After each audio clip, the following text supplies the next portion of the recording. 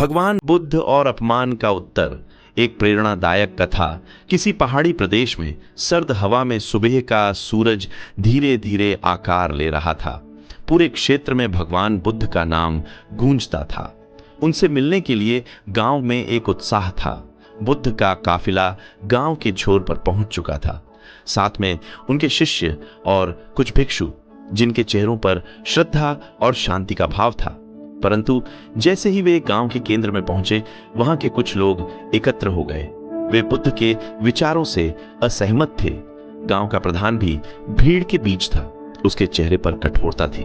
प्रधान बोला, मुझे नहीं लगता कि सिर्फ शांति, क्षमा और मौन से जीवन जिया जा सकता है। स्वाभिमान और जवाब देना चाहिए, वरना लोग तुम्हें कमजोर समझेंगे।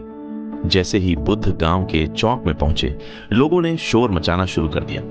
यह सन्यासी दुनिया बदलना चाहता है। अरे, इसकी बातों से क्या फायदा? देखो इसके चेहरा, मानो पूरा संसार जीत लिया हो। बुद्ध शांत थे।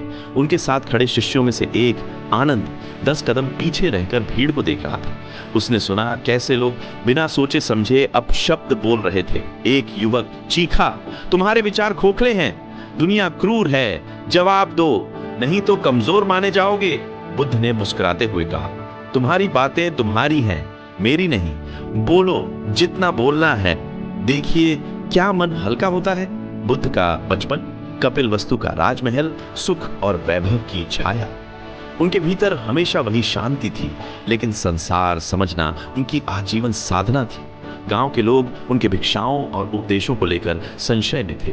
वे उसकी प्रासंगिकता नहीं समझ पा रहे थे। प्रधान बोला, हमें अपने अपमान का जवाब देना आता है। अगर कोई हमें गाली देगा तो हम पलट कर जवाब देंगे।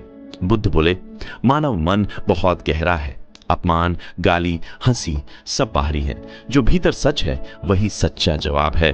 उस दिन गांव के एक विचारशील व्यक्ति हरिनंदन बुद्ध के पास आया। हे भगवान, सब कहते हैं कि अपमान को स्वीकार न करो, ये कैसे संभव है?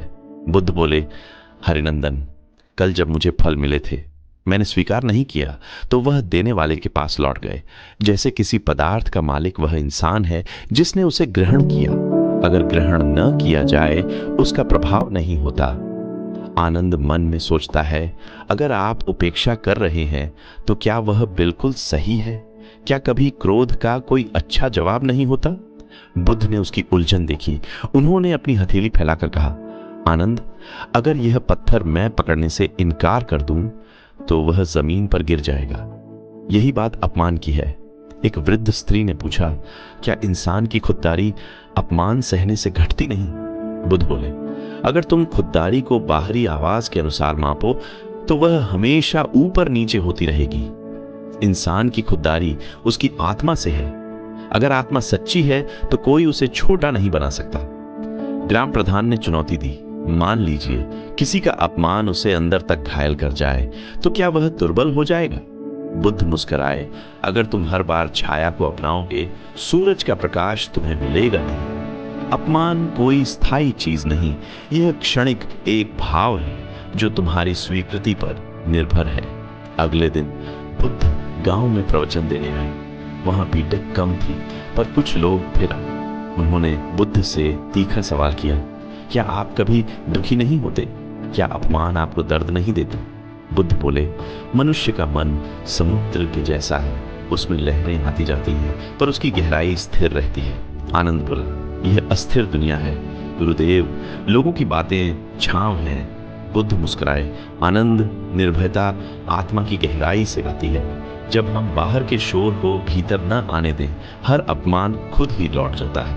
एक शिष्य ने संकोच में पूछा, अगर कोई बार बार अपमान करे तो क्या उसे क्षमा करते रहना चाहिए? बुद्ध बोले, क्षणिक क्रोध किसी को हमेशा दुखी नहीं रख सकता। क्षमा सच्चे साहस का सबसे बड़ा प्रमाण है। जो जवाब देता है वह अपने दुख को बढ़ाता है, जो क्षमा करता है वह दुख का अंत करता है। गांव में धीरे धीरे लोगों को बुद्ध की बात समझ में आने लगी। कई लोग अपने जीवन में घटी घटनाएं याद करने लगे, जहां उन्होंने अपमान का उत्तर गुस्से से दिया और परिणाम बुरा हुआ। हरिनंदन ने अपनी कहानी बताई, मैंने अपने पड़ोसी को अपमानित किया, फिर वर्षों तक उसकी दुश्मनी झेली। अगर मैं चुप रहता, संबंध गहरा होता। बुद्ध बोले, हरिनंदन, हर इंसान जब शांति से सोचता है, जीवन में उलझन कम हो जाती है। आनंद ने कहा, गुरुदेव, मुझे लगता है कि अपमान की ऊर्जा व्यक्ति खुद ही बनाता है। बुद्ध मुस्कुराकर बोले, जैसे आग में घी डालो तो वह भड़कती है, लेकिन अगर पानी डालो तो बुझ जाती है। वैसे ही अपमान को जब शांत मन से देखो तो वह खत्म हो जाता है। आखिरी दिन गांव में प्रवचन था। बुद्ध ने सभी को बुलाया।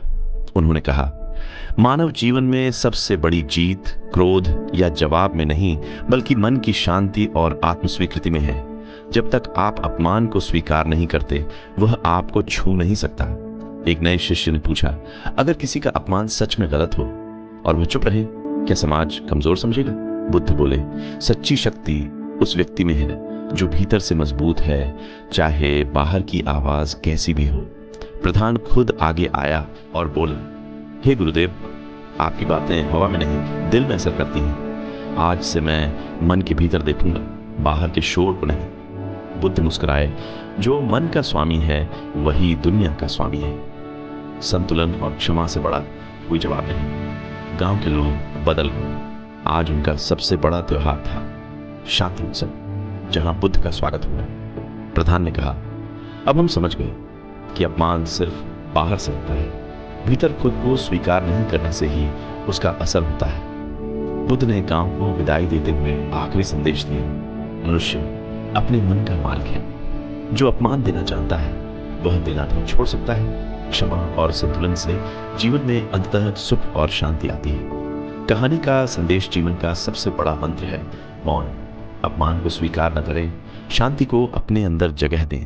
क्षमा ही सच्चा बल है। सम्मान अपमान मन की स्थिति है और सच्चाई आत्मा की। बुद्ध ने पूरी दुनिया को यह सिखाया, शांति की जीत सबसे बड़ी जीत है।